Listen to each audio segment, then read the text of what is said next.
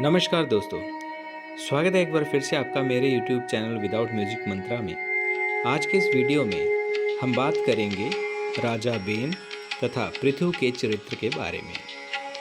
श्री पराशर जी कहने लगे, हे मैत्रेय, ध्रुव के द्वारा उसकी पत्नी से शिष्ट तथा भव्य उत्पन्न हुए और भव्य से शंभु ने जन्म लिया और शिष्ट की पत्नी सुछाया द्वारा रिपुम, रिपुंजय, विप्र, ब्रिकल, ब्रिकतेजा नाम के 5 बेटे पैदा हुए। उनमें से रिपु ने बृहति के गर्भ द्वारा अति तेजस्वी चाक्षुषु को जन्म दिया। चाक्षुषु ने पत्नी पुष्करणी द्वारा मनु को उत्पन्न किया, जो 6वें मनवंतर के अधिपति भी बने। मनु ने वैराज प्रजापति की कन्या नडवला से अति तेजस्वी 10 पुत्र पैदा किए, जिनके नाम क्रमशः कुरु, परु, शद्मन, तपस्वी, सत्यवान, शुचि, अग्निष्टोम, अतिरात्र, सुदुम्न तथा अभिमन्यु थे। कुरु के द्वारा उसकी आग्नेय के अंग, सुमना, ख्याति, ऋतु, अंगिरा तथा शबी नामक परम तेजस्वी 6 पुत्र हुए। अंग द्वारा सुनीता के गर्भ से वेन नामक बेटा उत्पन्न हुआ।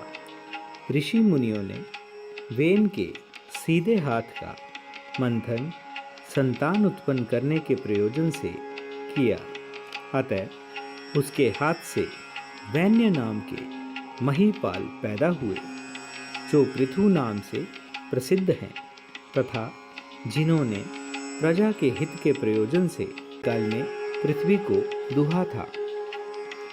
श्री मैत्रेय जी कहने लगे, हे मुनीश्वर, महर्षियों ने वेन के हाथ को क्यों मथा, जिसके कारण अति पराक्रमी पृथु का जन्म हुआ, सब वृतांत कह डालिए। श्री पराशर जी कहने लगे, हे मुनीश्वर, मृत्यु की सुनीता नाम की जो पहली बेटी थी, वह अंग को ब्याही गई थी।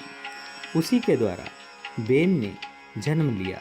वह मृत्यु की कन्या का बेटा अपने नाना के कारण स्वभाव से ही दुष्ट बना। वेन का जब महर्षियों ने राजपद पर अभिषेक किया, तो उसी समय उसने संपूर्ण जगत में ये घोषणा कर डाली, यज्ञ पुरुष भगवान मैं ही हूँ और मेरे अतिरिक्त यज्ञ का भोक्ता तथा स्वामी दूसरा कौन हो सकता है।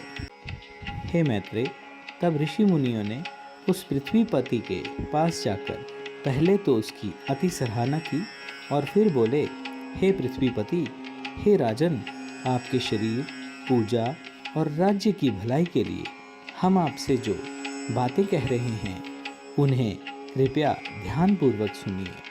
तुम्हारा कल्याण हो। हम विशाल यज्ञ संपन्न करके देवादिदेव भगवान हरि की पूजा करेंगे। उसके फल में से तुमको भी 6वां भाग प्राप्त होगा। इस प्रकार हमारे साथ तुम्हारी भी संपूर्ण कामनाएं पूरी होंगी। जिस राज्य में यज्ञों द्वारा हरि का पूजन होता है, वह उसकी समस्त कामनाओं की पूर्ति करते हैं। वेन कहने लगा, मुझसे भी अधिक ऐसा कौन है जो मेरे लिए भी पूजनीय है। तुम्हारा यज्ञेश्वर हरि आखिर है कौन। राजा के शरीर में ब्रह्मा, विष्णु, महेश, इंद्र, वायु, यम, सूर्य, अग्नि, वरुण, धाता, पूषा, पृथ्वी तथा चंद्रमा और इसके अतिरिक्त भी अनेक देवता वास करते हैं। इस तरह राजा सर्वदेवमय हुआ करते हैं। अतः ये सब जानकर कि राजा में सब देवता होते हैं, हे ब्राह्मणों, तुम मेरी ही आज्ञा का पालन करो और मुझे ही भगवान समझो। आज से कोई भी मेरे राज्य में दान, यज्ञ, हवन आदि संपन्न ना करने पाए। हे ब्राह्मणों, जिस प्रकार पत्नी का परम धर्म पति की सेवा करना है, उसी प्रकार आपका धर्म मेरी आज्ञा का पालन करना होना चाहिए। ऋषि बोले, हे राजन, आपको ऐसी आज्ञा देनी चाहिए जिससे धर्म का नाश ना हो। ध्यान से सोचिए, क्या ये संपूर्ण विश्व यज्ञ में हवन हुई सामग्री का परिणाम मात्र नहीं है? अवश्य ही ये जगत हवि यानी कि यज्ञ में हवन की गई सामग्री का ही परिणाम है। श्री पराशर जी कहने लगे, ऋषियों के बार बार समझाने बुझाने पर भी राजा बेन ने उनकी इच्छानुसार धर्म के अनुकूल आज्ञा ना दी। अतः वह क्रुद्ध होकर परस्पर कह उठे, इस पापी को मारो, क्योंकि जो अनंत यज्ञ पुरुष विष्णु भगवान का निंदक है वह अनाचारी और किसी प्रकार से भी राजा बनने के योग्य नहीं है। ऋषि मुनियों ने उस राजा को मंत्र से पवित्र किए गए कुशाओं द्वारा मार डाला। वैसे तो वह पहले ही मरा हुआ था, क्योंकि वह विष्णु की बुराई किया करता था। जो व्यक्ति भगवान की निंदा करे उसे मरा हुआ समझना चाहिए। प्राणों के रहते हुए चलता फिरता मरा हुआ प्राणी समझना चाहिए। जैसे ही वेन मरा, सब और धूल उड़ती हुई दृष्टिगोचर हुई। मुनियों ने उस उड़ती हुई धूल को देखकर निकट बसने वाले व्यक्तियों से पूछा, ये कैसी धूल उड़ रही है? उन व्यक्तियों ने उत्तर दिया, राजा के मर जाने से दीन दुखी पुरुषों ने चोर बनकर दूसरों की धन संपत्ति लूटना आरंभ कर दिया है, इसलिए ये धूल उड़ती हुई दृष्टिगोचर हो रही है। वेन राजा के कोई संतान तो थी नहीं जो सिंहासन पर बैठकर राज्य करती, इसलिए ऋषियों ने परस्पर ये सलाह करके पुत्र उत्पन्न करने के प्रयोजन से वेन की जंगा को मथना आरंभ कर दिया। जंगा के मंथन द्वारा जले ठूंठ के समान काला, अत्यंत नाटा और छोटे मुंह वाला एक पुरुष उत्पन्न हुआ। उत्पन्न होते ही वह मुनियों से बोला, मुझे क्या करना है? ऋषि बोले, निषिद्ध यानी बैठो, इसलिए उसका नाम निषिद्ध पड़ गया। इसी कारण इसके द्वारा उत्पन्न होने वाले लोग विंध्याचल वासी परायण निषादगण बने।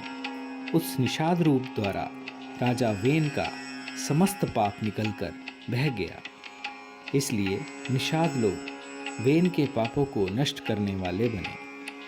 इसके पश्चात उन ब्राह्मणों ने वेन के दाएं हाथ को मथना आरंभ किया। उसके मंथन द्वारा परम प्रतापी वेनु, सुबन, पृथु उत्पन्न हुए, जो अपनी देह द्वारा प्रज्वलित अग्नि के मानिंद दैदीप्यमान थे।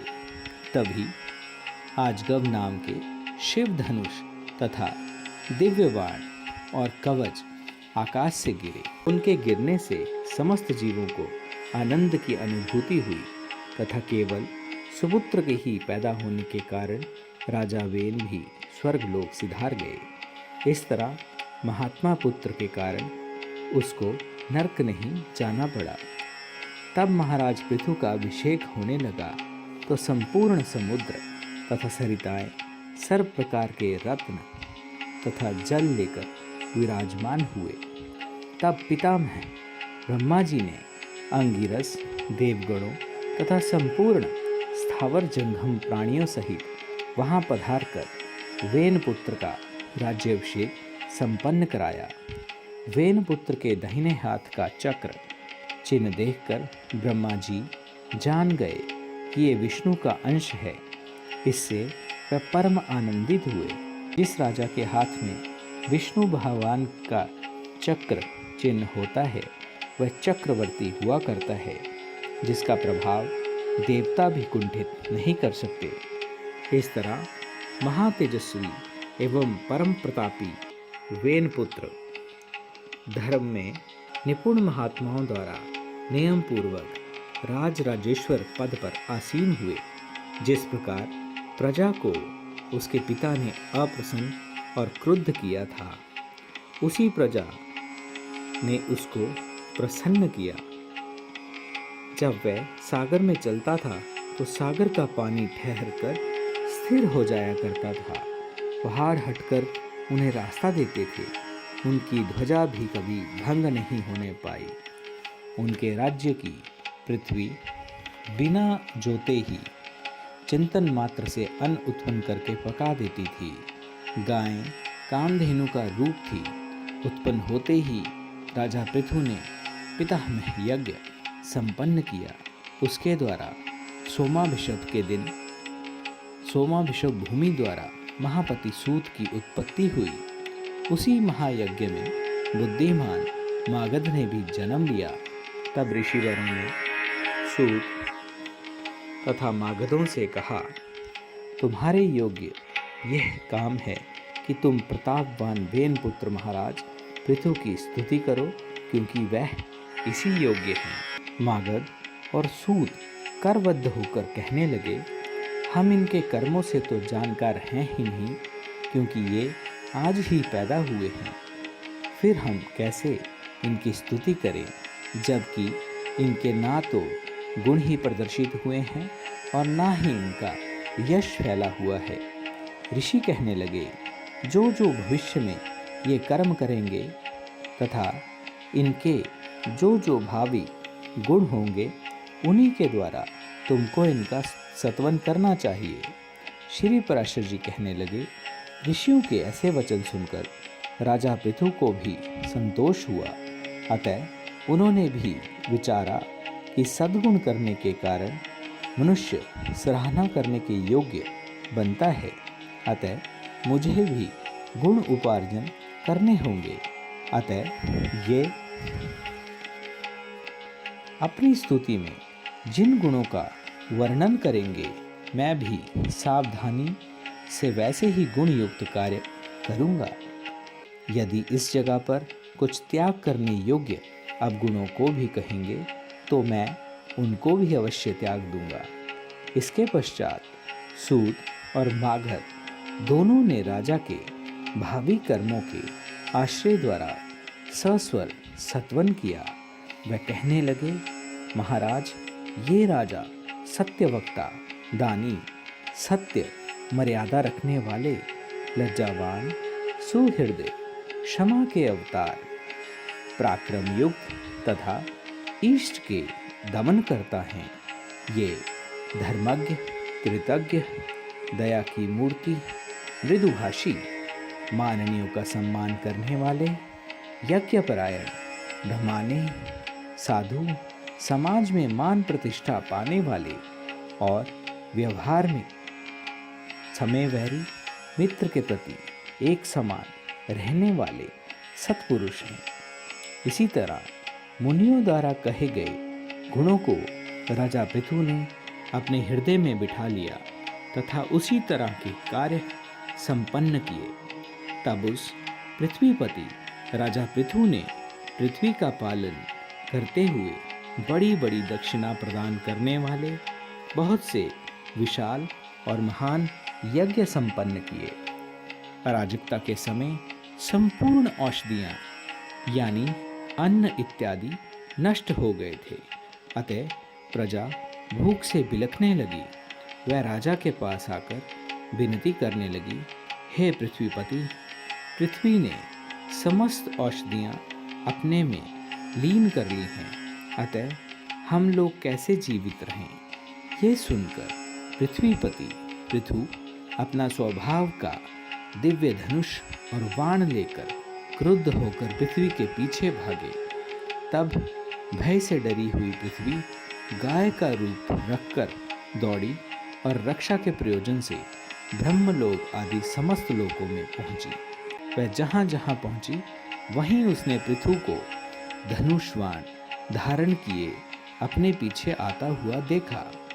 तब वाण के प्रहार से बचने की कामना से थरथराती हुई पृथ्वी राजा से इस प्रकार कहने लगी, हे राजन, क्या आप वध का महापाप करना चाहते हैं, जो मुझे मारने पर आप तुले हुए हैं?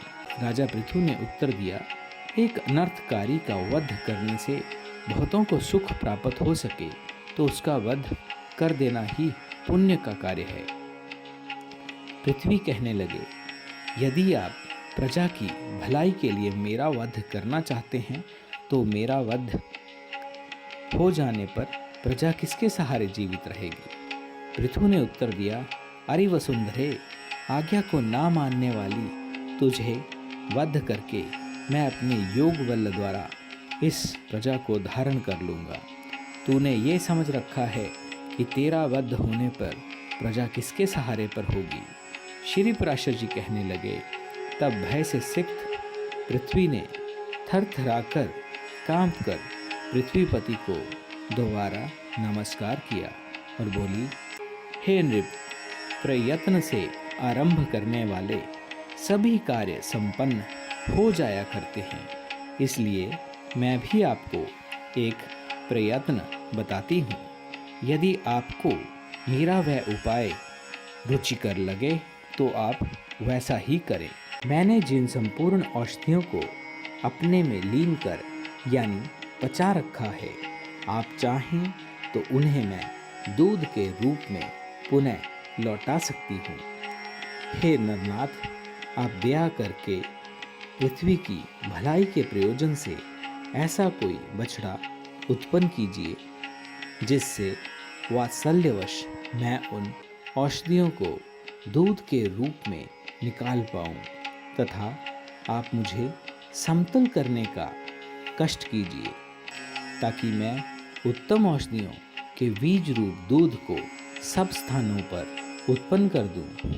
श्री पराशर जी कहने लगे, ये सुनकर नृपति पृथु ने अपने धनुष की प्रत्यंचा से सहस्त्रों पहाड़ों को उखाड़ दिया और उनको एक स्थान पर एकत्रित कर दिया। इससे पहले पृथ्वी समतल नहीं थी, अतः पुर और ग्राम इत्यादि नहीं थे।